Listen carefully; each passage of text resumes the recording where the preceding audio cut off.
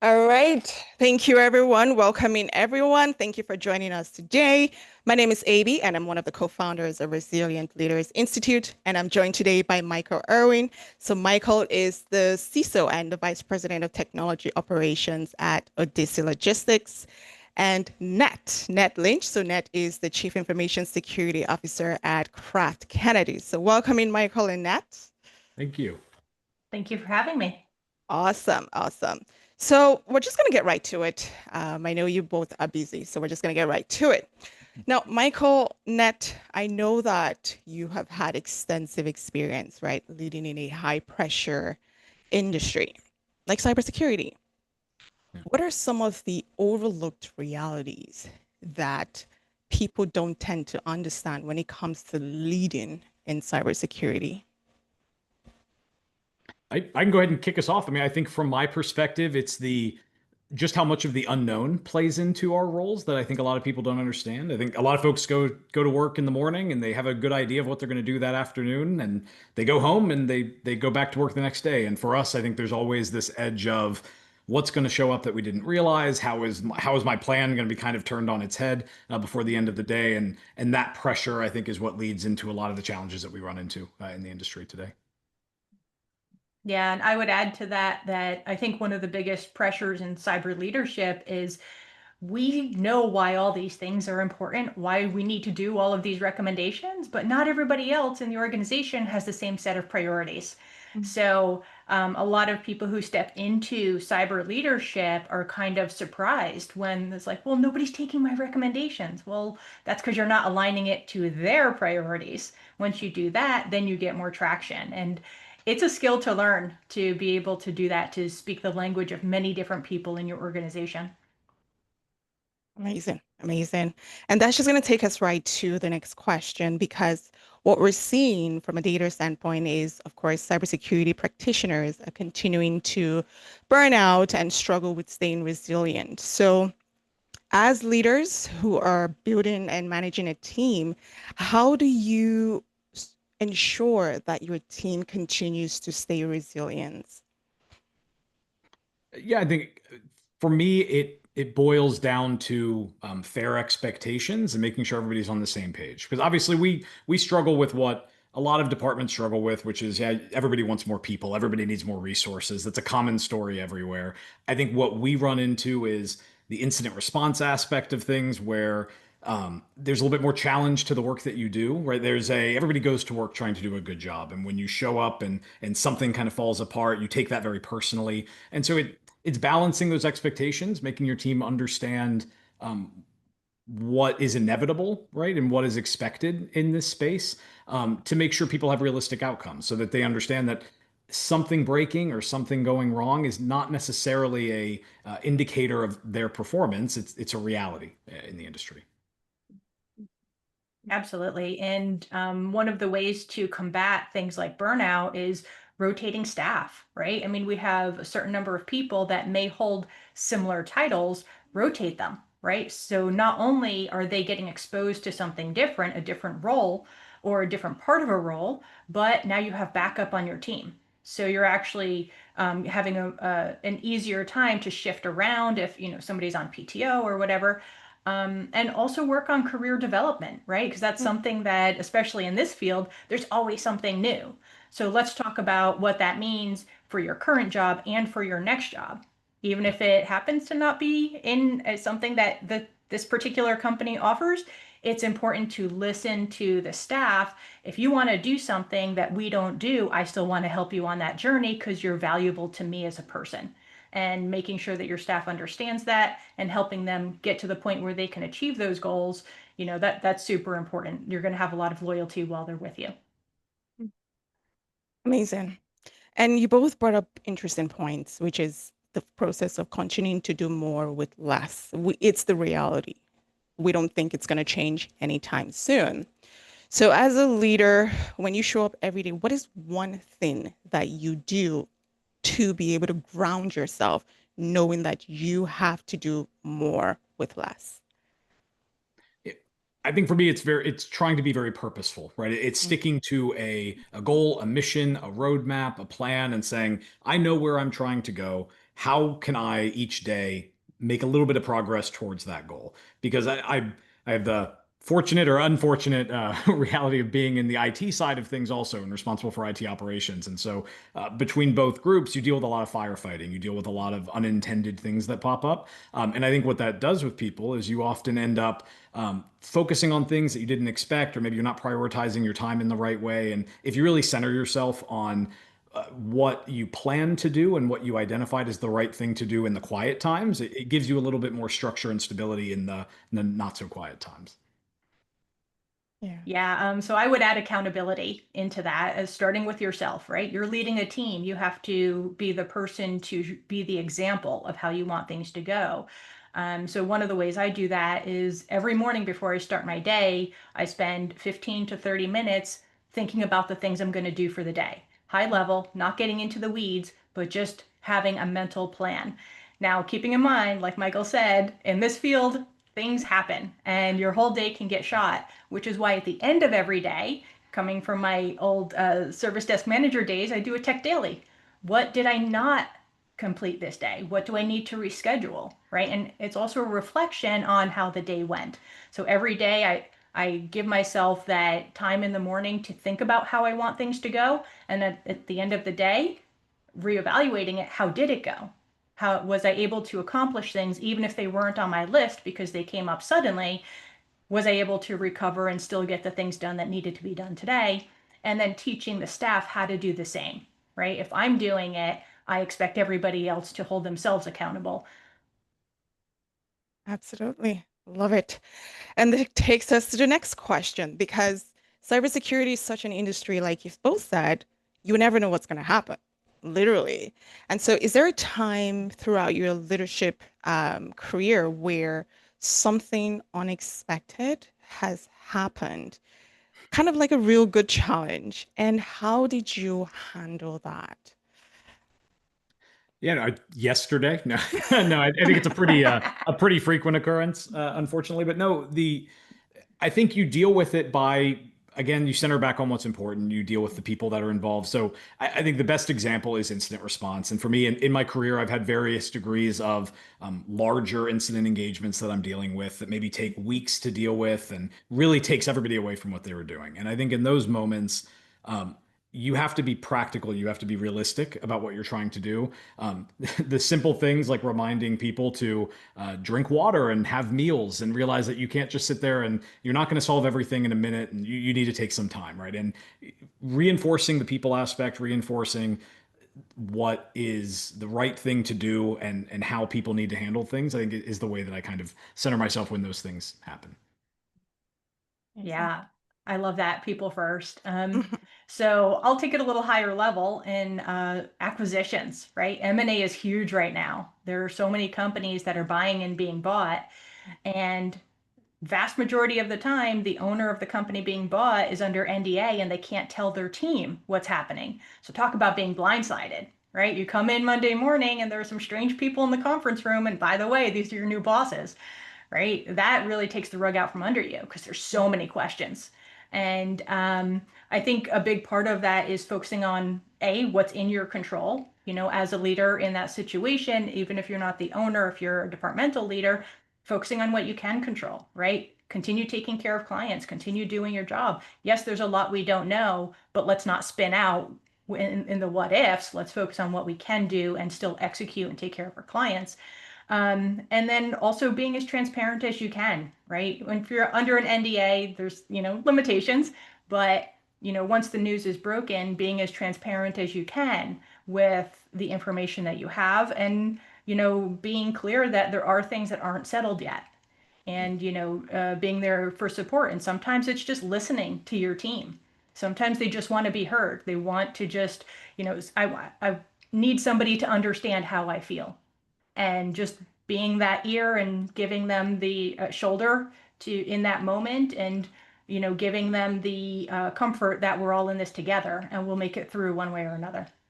Yeah. One of the great points, just to add on to that, you mentioned the transparency. I think one of the big areas that we always challenge with is there's always going to be more that we know we need to do that we haven't had time to address yet, right? And that's that element of, oh, well, how could you not have resolved that problem that you ran into? And well, there's 10 others that we did resolve, right? And so having a planned approach, a way to explain why you prioritize one thing and deprioritize something else, it fits into a big picture of what makes the most sense in the moment, right? And it's a way to address Mhm.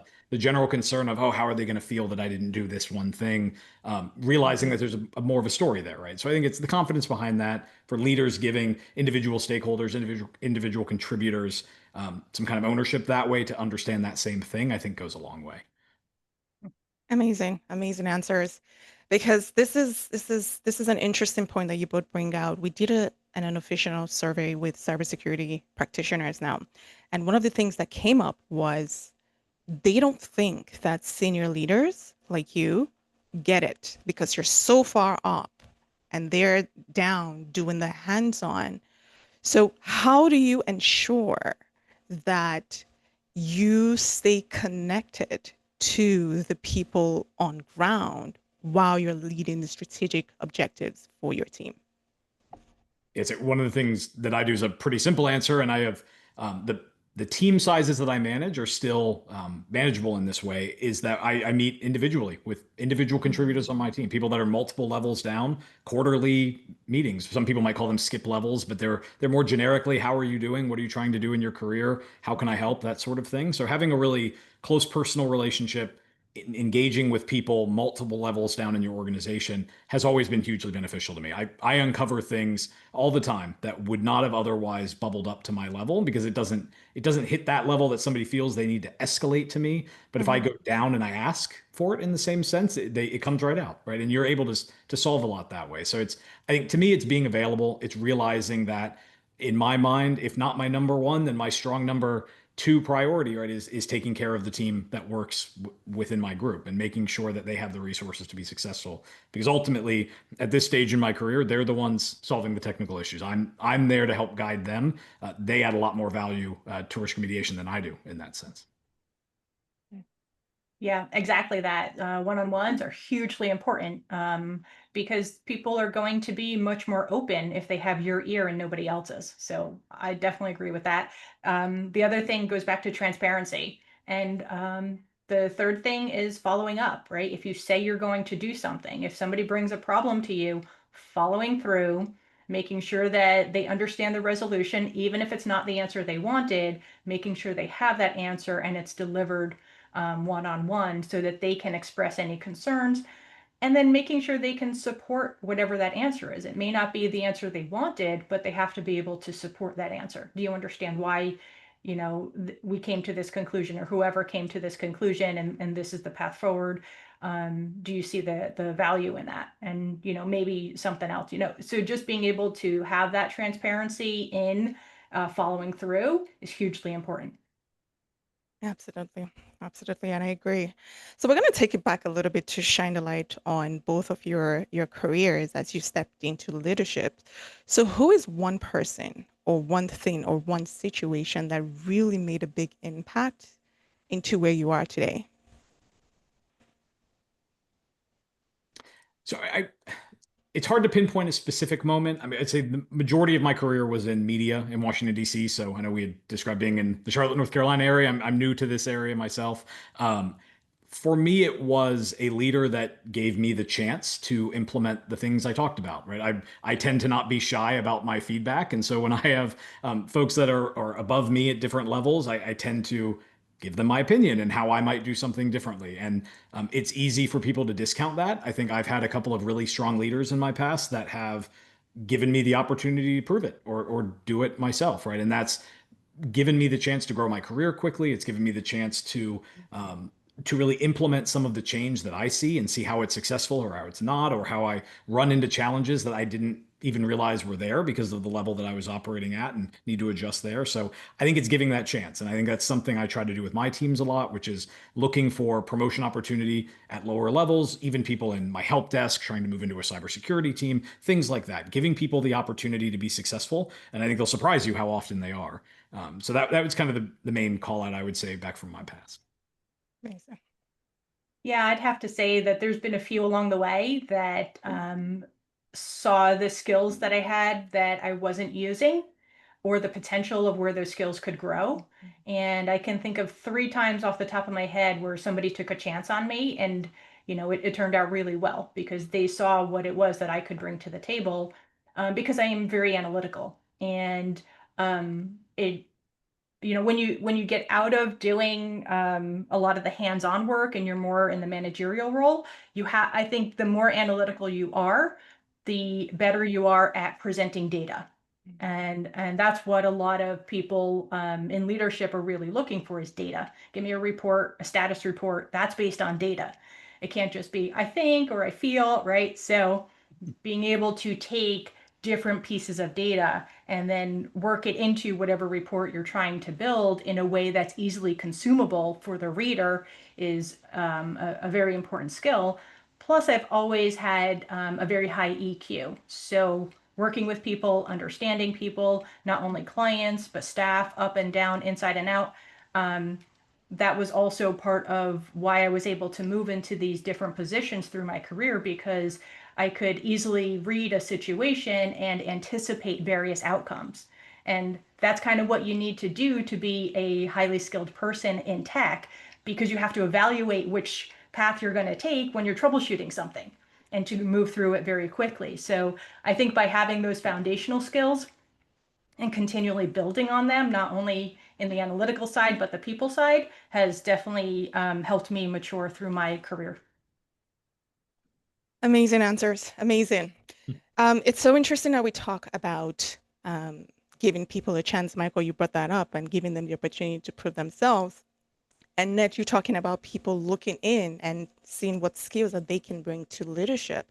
So one of the insights that we got when chatting with professionals was that more of them would want to move into strategic leadership, but that opportunity to move from technical to strategic is not always there. On the other hand, we're hearing CISOs saying that they want to see more EQ skills, more soft skills in their people. So there's some sort of a disconnect. And from your perspective, what is something that you're doing within your team to ensure that people who want to move laterally or move from technical to strategic are able to get those skill sets and abilities that they need? Yeah, I mean, I think for me, it's not an either or. It's there's a need for both, right? Mm, And I think I've always, as I imagine that would agree with, there's a huge people element to cybersecurity. There are the individuals that are involved in the organization play one of the largest roles, if not the largest, in keeping an organization secure. And so, dealing with people that have a strong EQ, that are able to explain technical concepts to non-technical people, has been a huge part of teams that I've built. That's why my example of moving someone from the help desk to cybersecurity is a real one that I tend to do a lot because those people have a lot of experience working with users. They have a lot of experience gathering data from people that maybe don't quite understand the underlying technology and working out that problem and then explaining it back to them. On the flip side of that, right, there's obviously a need for elevated technical talent. The world of AI and things that exist today, I think Net mentioned the continuous learning that happens is a struggle. And I think for some people, that's one of the burnout conditions is they feel they're never good enough, right? There's this element of there's always something new and I don't understand that new thing and I'm supposed to know it. And that adds to the stress of it. And so I think giving people an idea that want to be in that space, that really want to learn and grow, incorporate them into your roadmap planning. I mean, I think it's hugely beneficial for a team that contributed to the commitments that you're making, actually executing on them, right? If they say we should do X, Y, and Z things and we should have them done in 2 months, it's a lot easier to hold them accountable to those standards when they're the ones that contributed to it, right? So I think just getting people involved in the planning, getting them exposed to things that they otherwise wouldn't be exposed to, lets them grow in that way, while also kind of putting some value on the people that have that strong EQ that want to stay in that core area that's always important. amazing. So one of the things I've seen quite a few companies do is they promote somebody because they did their current job well, not because the new job they're prepared for. Yeah. So I think one of the key points is to have people prepared for the job that they're going to have. Mm, So if they're a tier two help desk now, but they want to be, a tier three, what do they need to do to get there? It shouldn't be just on the job learning. Let them learn those skills as a tier two before they move up to be that tier three and have the responsibility and make those mistakes. Um, and the other side of it is, from a CISO perspective, well, what makes a good CISO? I mean, you've got to know security, right? You've got to know compliance. You have to understand how tech works, right? Because everything works on a technical platform. But you also need business acumen, right? Because you're aligning your recommendations to business goals in order to speak the same language as your counterparts.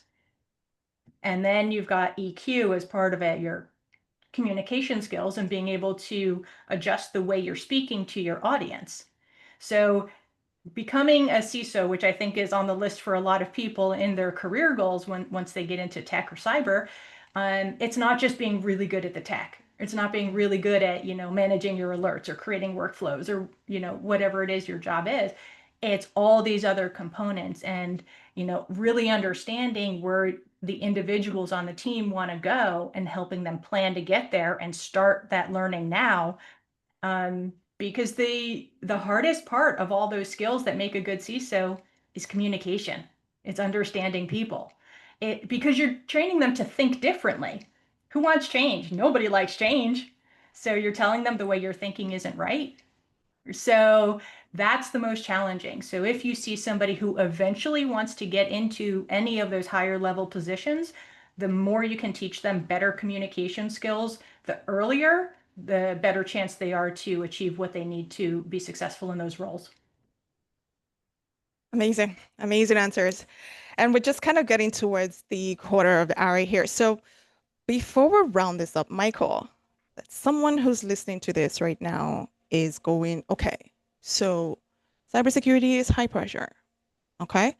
And it's not just about technical acumen. It's also, I need to be able to communicate. I need to have EQ. I need to be a people person. So for someone who's thinking of moving up into whether it's senior leadership, being a CISO, or just leadership in general, what is something that you would tell them to encourage them if they're being discouraged by seeing or hearing all these things? Yeah, I mean, I think imposter syndrome is big in this industry. It is really hard for to get people that feel they know everything they need to know and they're really doing a good job. And maybe that's a good thing. Ultimately, you want to keep people uncomfortable to a degree. There's an element of that that makes them really perform. Michael? Yep. Can you still hear me? Michael, net. So it looks like you're frozen on my end. But if You're you can frozen. hear Yeah, me, just keep speaking. Yep. I Well, can hear you right now. Are you able to hear me? I can hear you, Michael. You can hear me, Net. Maybe that's on Mhm. B side. Yeah, I think so. I think she's frozen on my screen. Yeah, now she is for me also. We'll see if that comes back around. Hey, what's an IT problem for the app? That's right. Speaking of the unexpected. I know.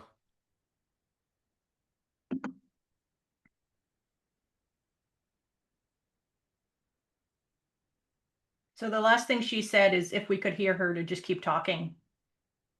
Oh, It looks like okay. it's still recording, so.